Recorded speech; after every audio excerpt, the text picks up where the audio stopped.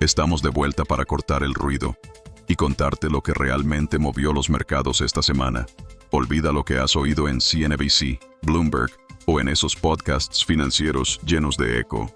No son dos periodistas económicos hablando.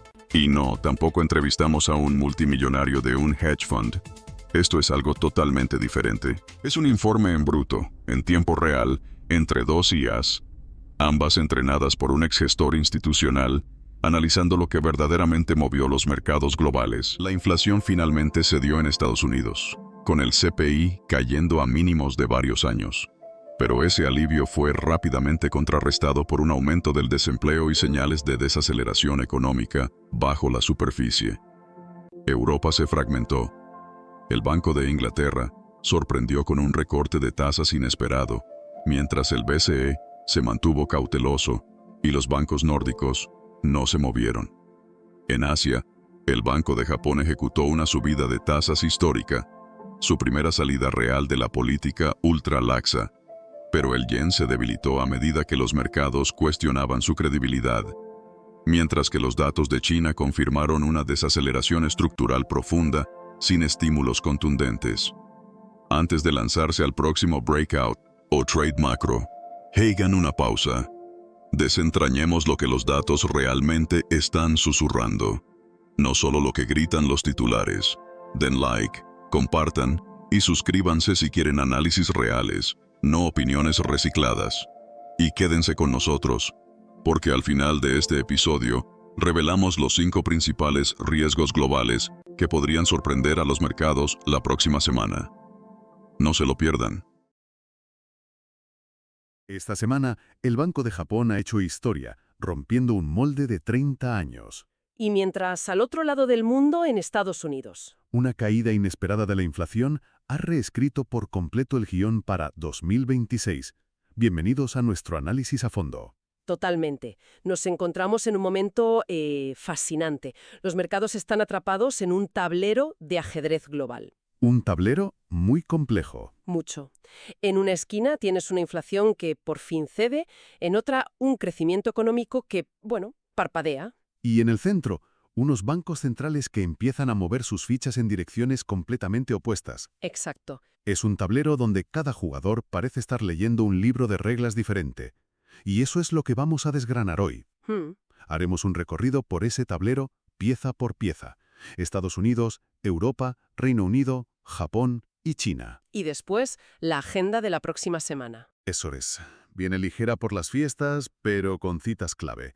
Y terminaremos con los 5 riesgos que podrían dar jaque mate a más de un inversor despistado. Vamos a ello. Empecemos por Estados Unidos, donde hemos visto una semana con 2 caras. Claramente. La tecnología, con el Nasdaq a la cabeza, siguió subiendo. Pero el resto del mercado, desde los gigantes del Dow hasta las empresas más pequeñas, pues tropezó. Hay una división muy clara. Una división que refleja perfectamente la confusión de los datos económicos. Fíjate en el informe de empleo, por ejemplo. A ver. A primera vista parece bueno. Se crearon 64.000 nóminas, por encima de lo esperado. Pero eso es solo la mitad de la historia. Y la otra mitad es la que preocupa, ¿no? Es la que preocupa, sí. Porque la tasa de desempleo subió al 4,6%, que es su nivel más alto desde principios de 2021. ¿Cómo se come eso? Más empleos y más parados a la vez. Esa es la pregunta del millón. Y esta dualidad es una bandera roja. Ajá. Históricamente, cuando estos dos informes, el de las nóminas y el del desempleo, se divorcian de esta manera, el que suele tener razón a largo plazo es el del desempleo. O sea que nos podría estar avisando de algo. Nos podría estar susurrando que la fortaleza del mercado laboral es mucho más frágil de lo que parece. Quizá los empleos que se crean son de peor calidad o a tiempo parcial. Entendido. Una señal de alerta en el salpicadero. Pero aquí es donde se pone realmente interesante. La inflación. La inflación. La gran sorpresa de la semana. Nadie se esperaba esto. El IPC, el indicador general, subió solo un 2,7% interanual. Las estimaciones estaban por las nubes en comparación. Por las nubes. Y no solo eso, la subyacente, que es la que mira la CED con lupa, porque excluye energía y alimentos, La que de verdad importa. cayó al 2,6%. Es su ritmo más lento desde marzo de 2021. E incluso el componente de la vivienda, que ha sido un verdadero quebradero de cabeza, Por fin. se relajó por fin hasta el 3,0%. Son cifras, vamos, espectaculares. Sí, una victoria total para la Reserva Federal. Con la bajada de tipos de la semana pasada y estos datos, podemos decir ya que el aterrizaje suave está asegurado.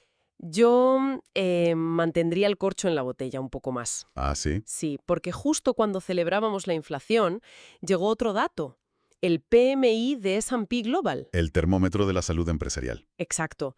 Y ese termómetro marcaba fiebre a la baja, cayendo a 53,0, que es un mínimo de 6 meses. O sea que, mientras los precios se enfrían, la actividad económica también lo hace. Precisamente, el informe del PMI nos dice que las empresas están echando el freno.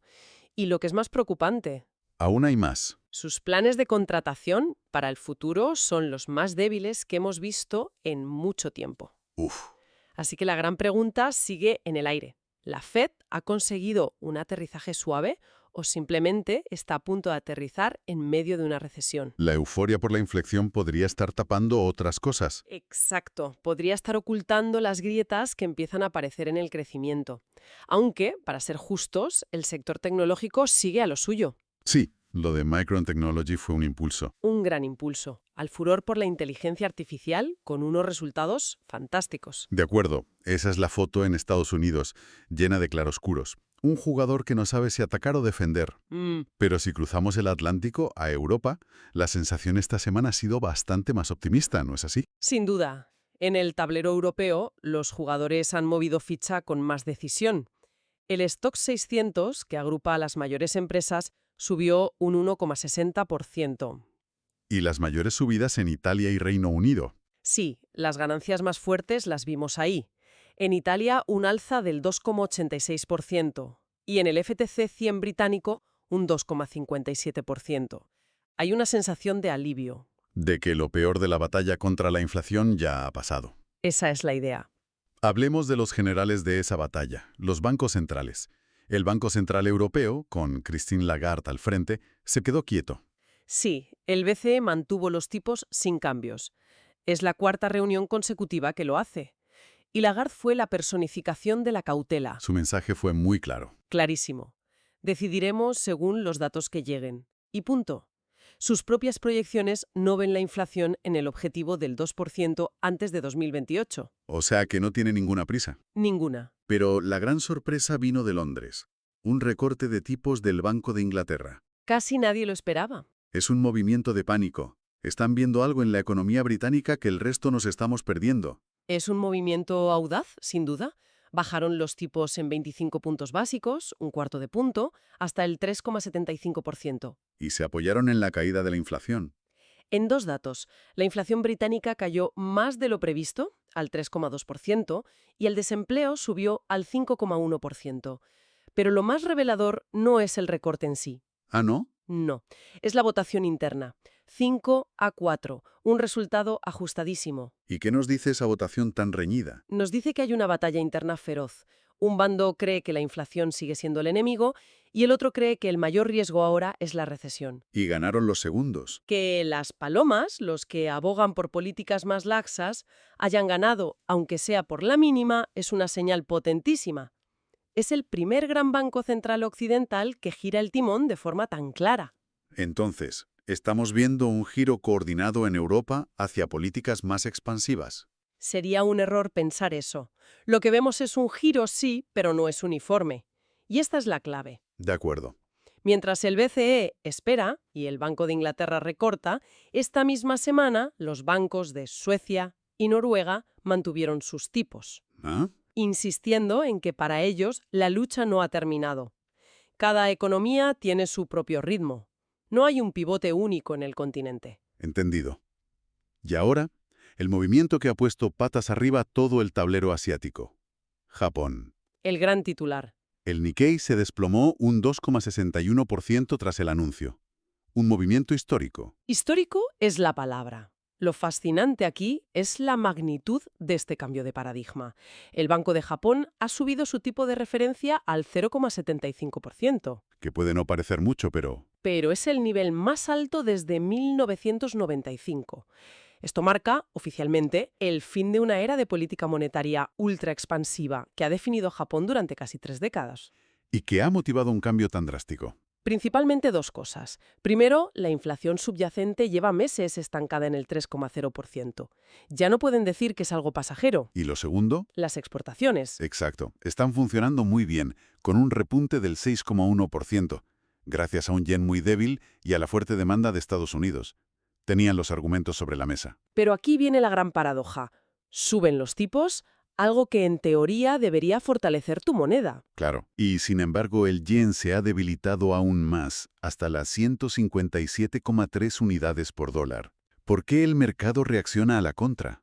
Porque esto plantea una pregunta fundamental sobre la credibilidad del Banco Central. Ajá. El gobernador Ueda está intentando sacar a Japón de esta política. Es como intentar girar un superpetrolero con un solo remo. Quiere cambiar de rumbo, pero tiene pánico de girar demasiado rápido y volcar la nave económica. Y el mercado se huele ese miedo. El mercado lo huele y actúa en consecuencia. La comunicación de Ueda fue extremadamente cautelosa, casi pidiendo disculpas por la subida. Y el mercado interpreta eso como una señal. Una señal clarísima. Vale, habéis subido los tipos hoy, pero no esperéis mucho más en el corto plazo. Y si no va a haber más subidas pronto, ¿para qué comprar yenes? Pues los venden. Exacto, venden la moneda. Movimiento complejo. Y para terminar nuestro recorrido vamos a la pieza que parece no querer moverse del tablero, China. La gran preocupación. El índice Hansen de Hong Kong cayó otro 1,10%. La historia no mejora. No, y los datos de esta semana justifican plenamente ese pesimismo. Las ventas minoristas de noviembre subieron un mísero 1,3% interanual. El peor dato desde la pandemia. El peor. La demanda interna, el gran motor que Pekín quiere encender, simplemente no arranca. Y ese no es el único dato preocupante que ha salido. Ni mucho menos. La inversión en activos fijos acumula una caída del 2,6% en lo que va de año. Que nos lleva a la primera contracción anual desde 1998. Es un dato demoledor que nos habla de la falta de confianza del sector privado. Y para rematar, la producción industrial, aunque subió un 4,8%, se quedó por debajo de lo esperado. Con este panorama, la pregunta es obvia. ¿Dónde está el gran estímulo? ¿Va a sacar Pekín el bazooka que los mercados llevan meses pidiendo? Pues parece que no. La Conferencia Central de Trabajo Económico prometió usar herramientas flexibles, pero evitó a toda costa anunciar un estímulo a gran escala. ¿Y por qué esa reticencia? ¿Qué significa para el resto del mundo? La negativa de Pekín a lanzar un gran estímulo no es solo una decisión económica, es ideológica.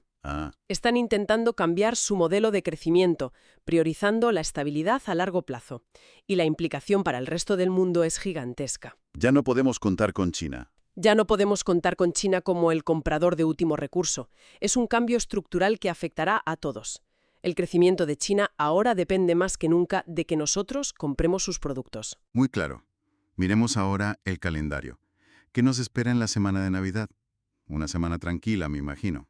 Muy tranquila, pero con una cita clave en Estados Unidos que nadie debería pasar por alto. ¿Cuál? El martes 23 conoceremos la primera estimación del PIB del tercer trimestre.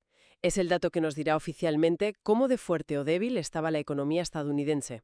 Ese mismo día también hay pedidos de bienes duraderos y confianza del consumidor. Sí, pero el PIB es el plato fuerte. ¿Y el resto de la semana? El miércoles 24, las peticiones semanales de subsidio por desempleo, un buen pulso del mercado laboral en tiempo real. Y el jueves 25, mercados de Estados Unidos cerrados por Navidad. ¿Y en el resto del mundo nada? En Europa, Reino Unido, Japón y China, nada de relevancia.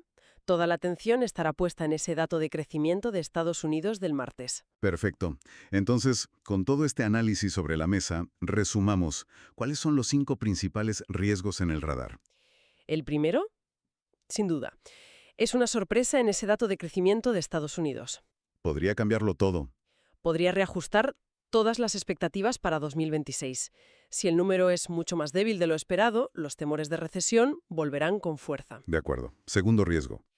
Nos devuelve a la inflación, pero en Europa esta vez, el riesgo de que la inflación subyacente se muestre más persistente de lo que se cree. Especialmente en servicios. Exacto. Un repunte inesperado en enero podría obligar al BCE o al Banco de Inglaterra a dar marcha atrás, causando una decepción mayúscula. El tercer riesgo nos lleva de nuevo a China. Una agudización de su crisis de consumo. Si los próximos datos siguen siendo tan débiles, se demostrarán los límites de la estrategia de Pekín. Y eso arrastraría a las materias primas. Y a los mercados emergentes. Un efecto dominó. cuarto riesgo. Esa prueba de credibilidad para el Banco de Japón.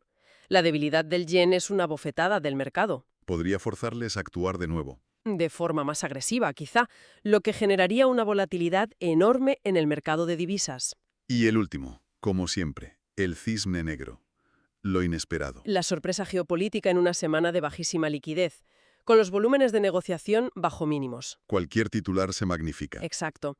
Nuevas amenazas en el Mar Rojo, tensiones en Taiwán, un shock en el petróleo. En una semana normal sería una ola. En esta podría ser un tsunami. En resumen, buenas noticias de inflación en EUV, pero con serias dudas sobre el crecimiento. Los bancos centrales occidentales empiezan a girar, pero cada uno a su ritmo, mientras Japón emprende un camino totalmente nuevo. Y China, mientras tanto, sigue siendo la gran incógnita que pesa sobre la economía global. Es el panorama. Con la inflación retrocediendo en Occidente y Japón iniciando un nuevo ciclo, la gran pregunta para 2026 es si el crecimiento puede seguir el ritmo. Esa es la clave. Esta divergencia entre las políticas de los bancos centrales podría ser la historia dominante del próximo año, y los mercados aún no han decidido quién saldrá ganando.